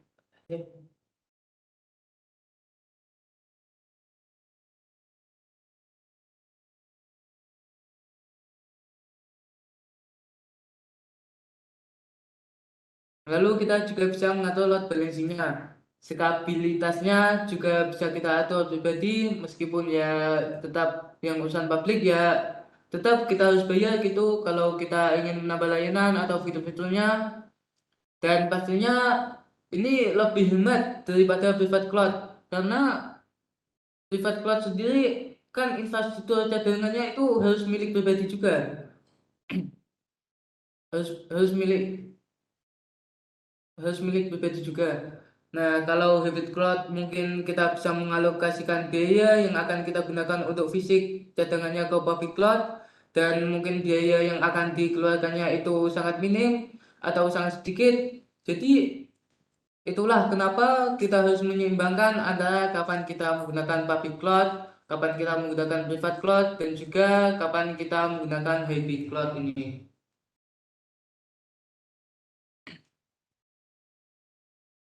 Oke.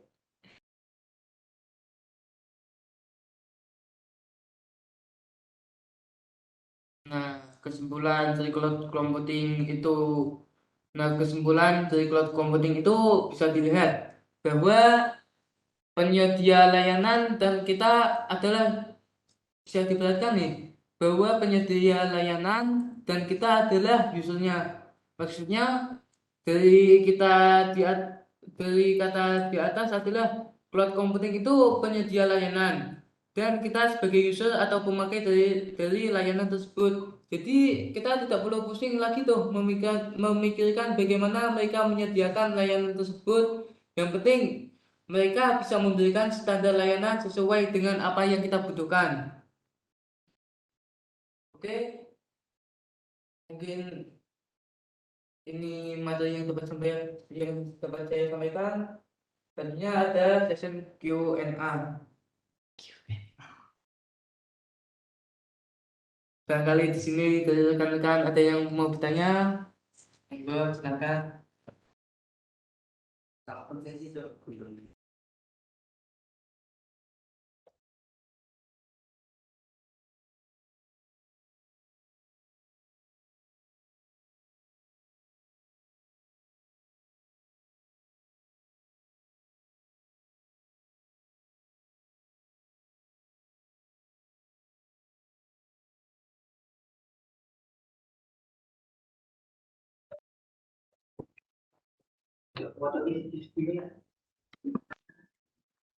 Luar biasa sekali materi yang disampaikan oleh saudara Niam.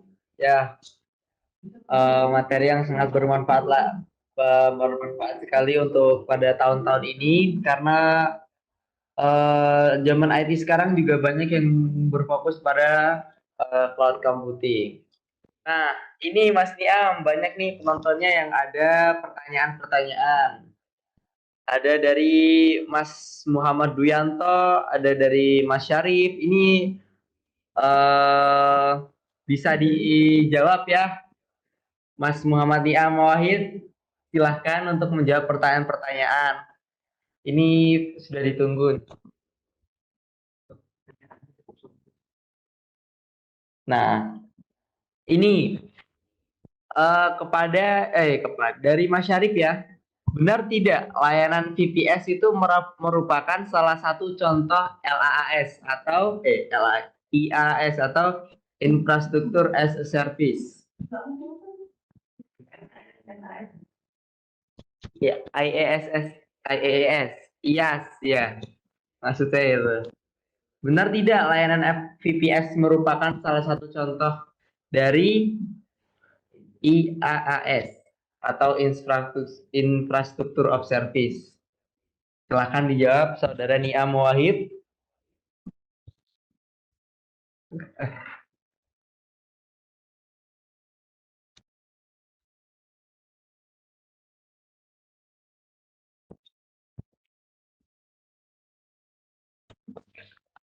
Oke, terima kasih kepada Mas siapa tadi Mas Syarif ya.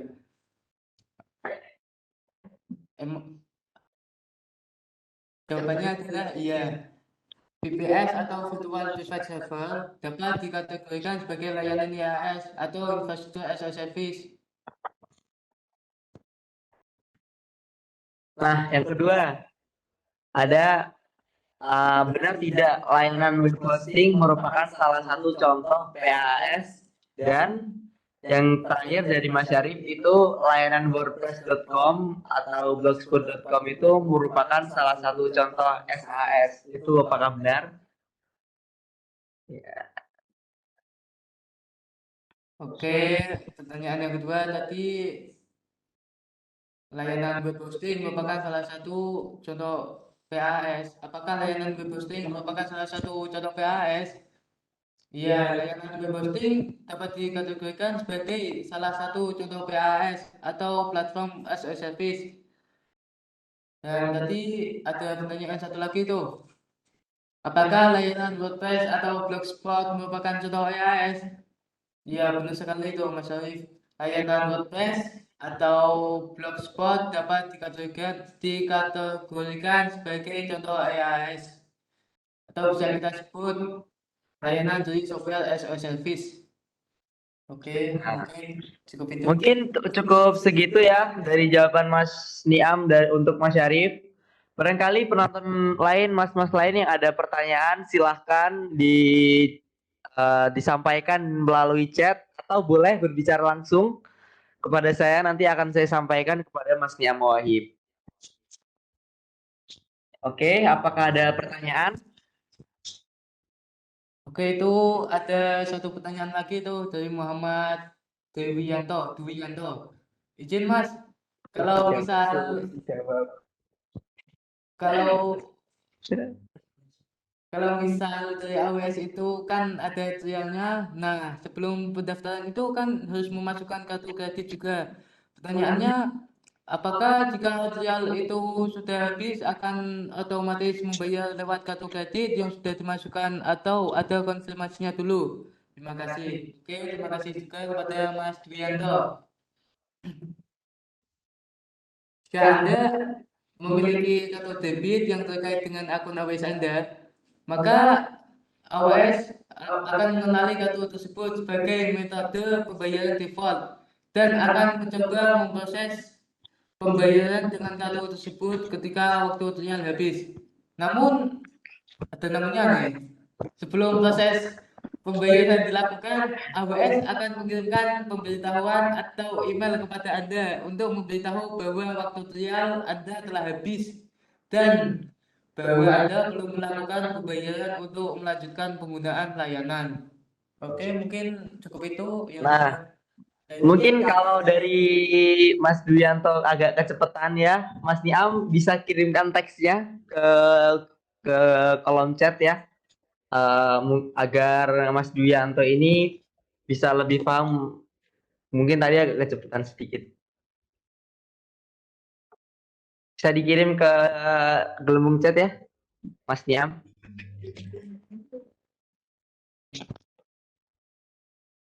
Nah, sobat dan teman-teman sekalian, silahkan kalau ada pertanyaan lagi disampaikan di kolom chat.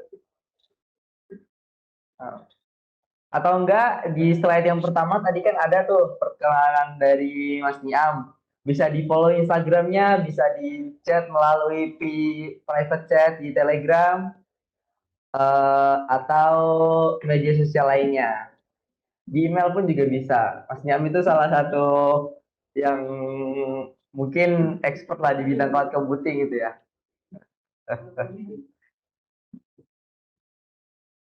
Nih, ada dari Mas Dianto lagi ya.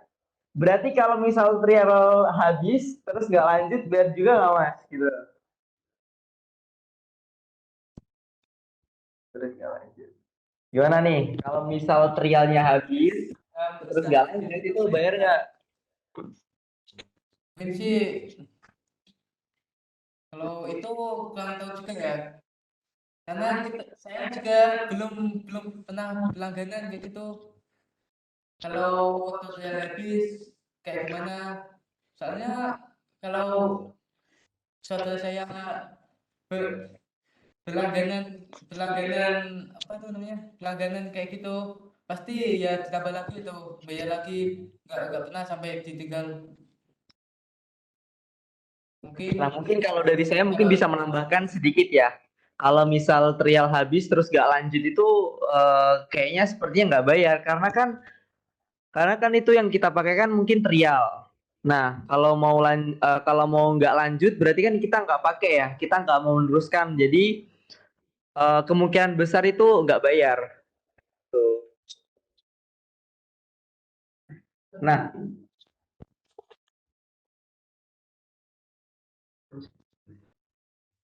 oke. Kita lanjut ya ke sesi selanjutnya.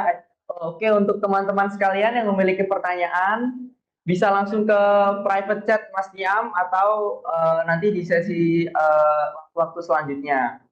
Nah, karena materinya selesai, sesi selanjutnya ada iklan dari Bespat Network. Mungkin dari teman-teman sekalian yang belum tahu Bespat Network itu apa, sebenarnya kami itu organisasi atau yayasan apa.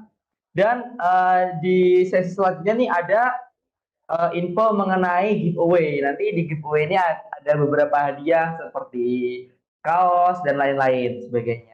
Nah, untuk iklan sesi selanjutnya ini akan dibawakan oleh Mas Muhammad Zainal Arifin. Dengan Mas Muhammad Zainal Arifin, waktu dan tempat saya persilahkan. Oke, saya izin share screen ya.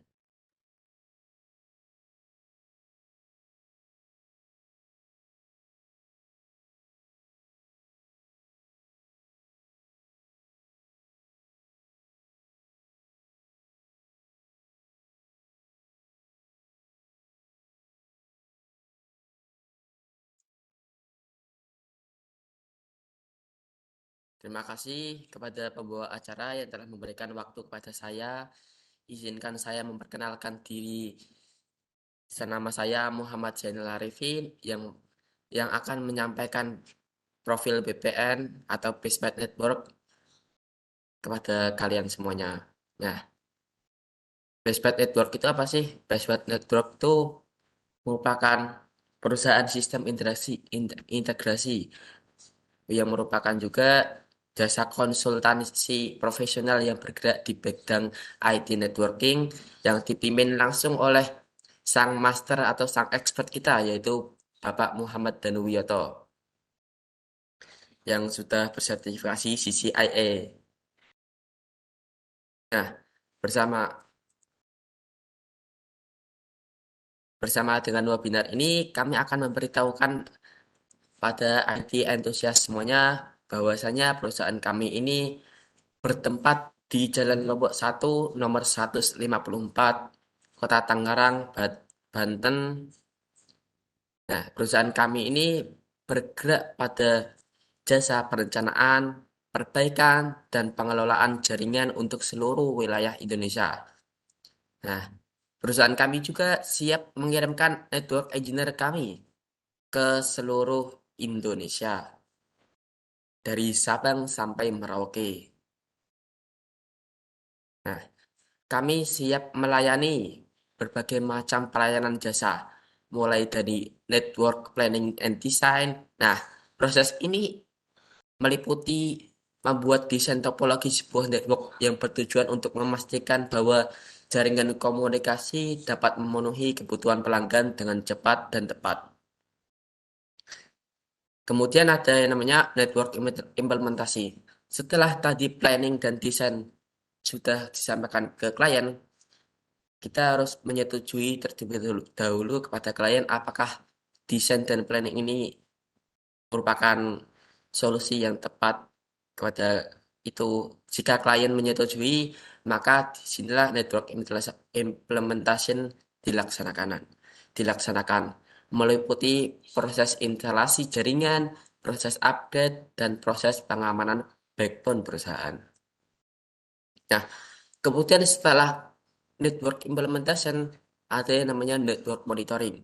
Jadi kami memantau dan menganalisis jaringan secara terus-menerus agar memastikan bahwa jaringan yang sudah diimplementasikan tersebut aman. Nah, dan berjalan sesuai lancar. Kemudian ada yang namanya network maintenance. Nah, yang kami tawarkan terdiri dari kontrak per masalah atau per call base ataupun kontrak tahunan meliputi pengecekan device jaringan dan troubleshooting. Akan kemudian lanjutnya ada in-house training. Nah, perusahaan bisa mengadakan acara training untuk karyawan sehingga diharapkan karyawan bisa mengupgrade skill mereka dengan cara mengikuti in-house training ini.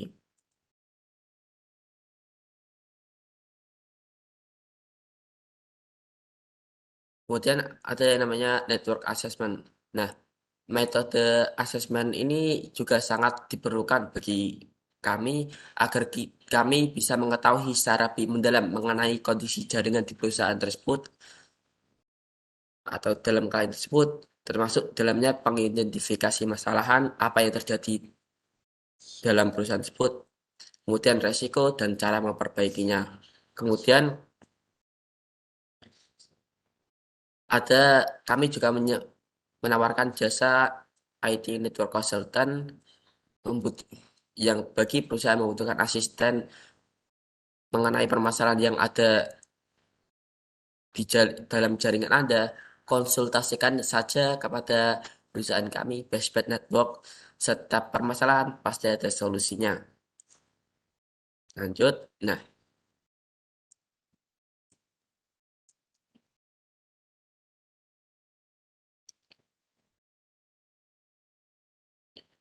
kami merupakan perusahaan IT konsultan nasional yang telah mengantongi surat izin resmi dari pemerintah terkait dan telah diakui oleh pangsa pasar nasional dan internasional.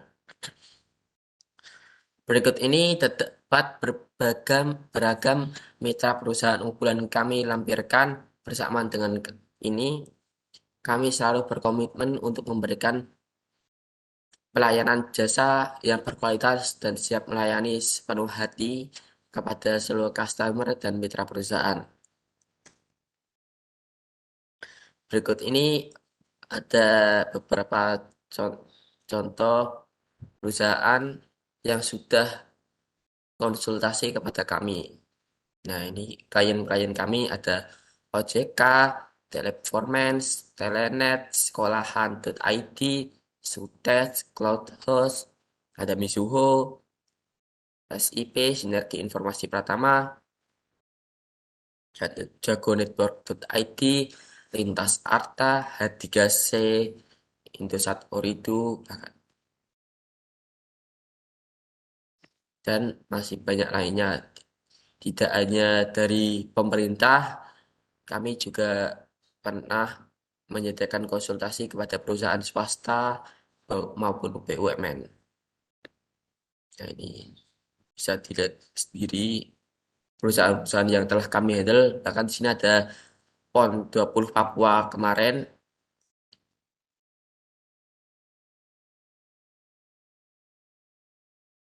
Nah,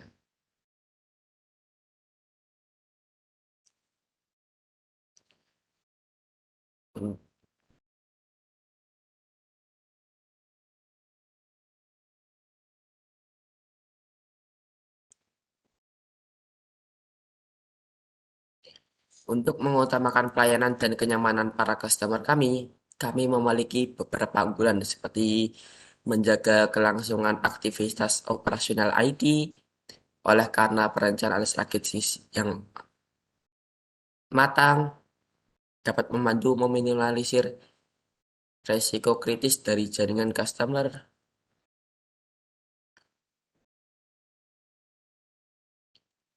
dan mitra. Nah, yang kedua, delivery lebih cepat, ketiga, kerapian dan kebersihan.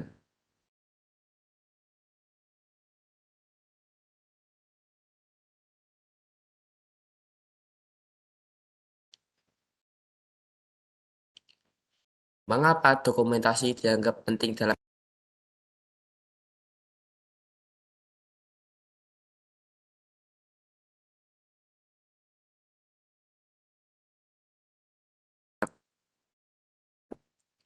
karena dokumentasi membantu mengambil keputusan, melakukan perencanaan dan melakukan pengawasan, dan tidak kalah penting sebagai alat pembuktian, juga sebagai rujukan historis, penyedia informasi bagi keuangan, personalisasi, dan hal lain yang kelak pasti dibutuhkan oleh berbagai manajemen perusahaan.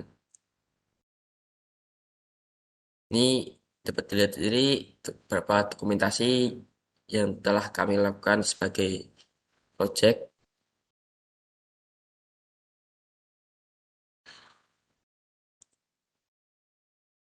Nah, kemudian ini ada Cisco Certificate Network Associate atau singkatnya CCNA adalah merupakan salah satu sertifikasi internasional di bidang jaringan komputer yang diterbitkan oleh Cisco System, perusahaan perangkat teknologi informasi ternama di dunia.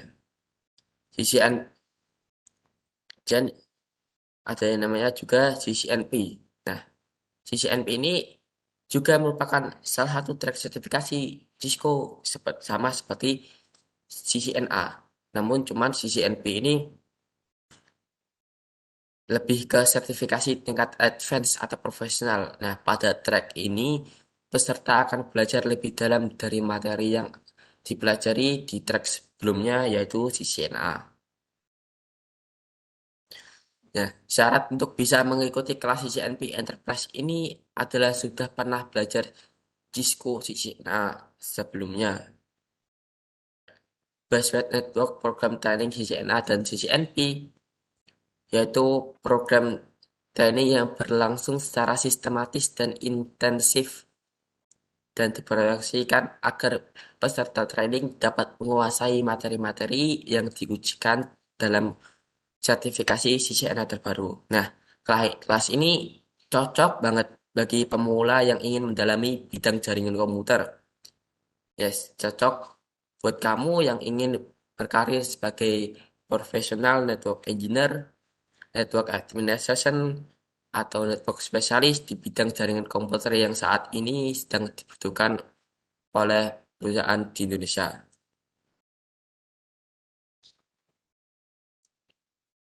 Nah,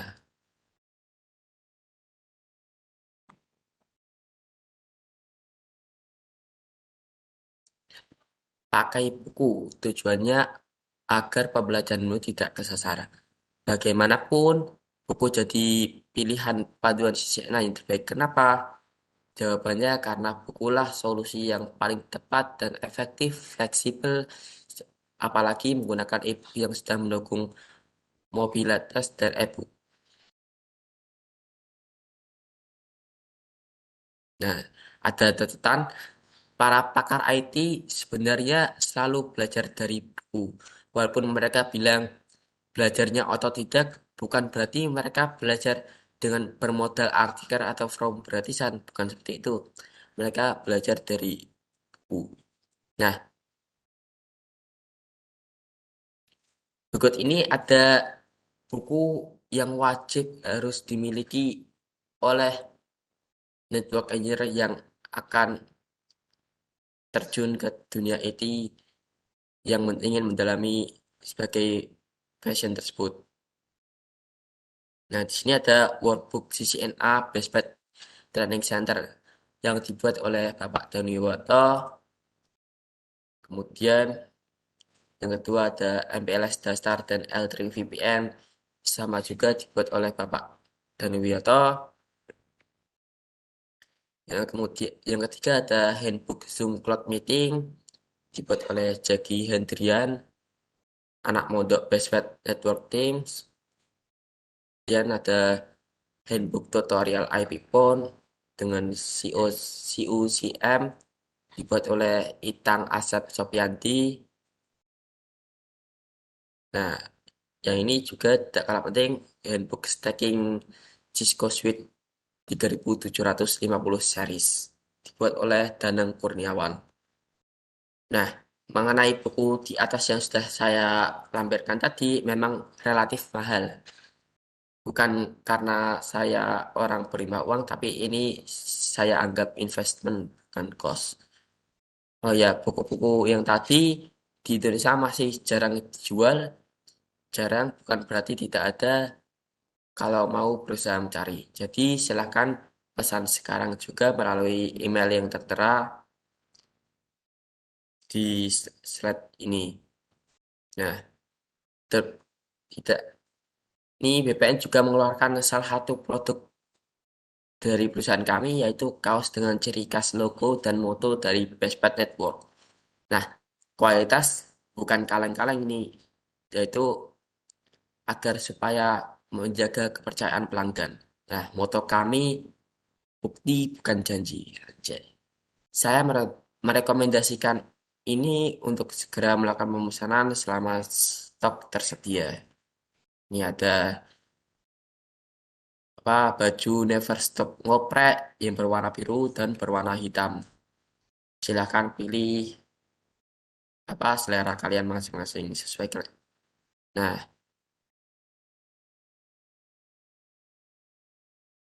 selanjutnya, jika sekiranya memiliki keinginan untuk bergabung pada proyek yang akan diadakan dalam ruang lingkup pada instansi yang Bapak Ibu pimpin, kami memiliki motivasi yang tinggi dalam bekerja, memiliki tim yang bertanggung jawab dan dapat diandalkan dalam setiap pekerjaan yang sesuai dengan bidang yang kami kuasai.